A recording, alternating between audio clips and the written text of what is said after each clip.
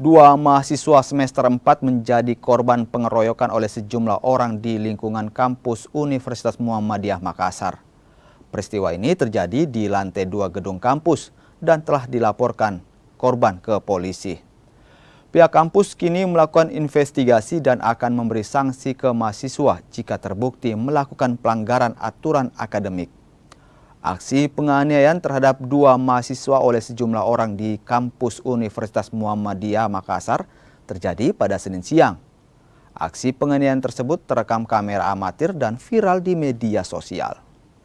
Akibat penganiayaan ini, korban mengalami bengkak di bagian kepala dan wajah. Sebenarnya itu ranah penyelidikan polisi ya, karena sampai kemarin kami belum dapat informasi terkait dengan identitas pelaku. Tapi kami dapat informasi dari Kepala Keamanan Unismu yang tadi malam berkoordinasi di Polsek sampai jam 3 subuh. Kabarnya identitas pelaku sudah ada di pihak kepolisian. Tapi kami di pihak kampus sampai saat ini belum menerima identitas tersebut. Tapi diduga kuat pelaku yang sudah teridentifikasi memang oknum mahasiswa Unismu Makassar.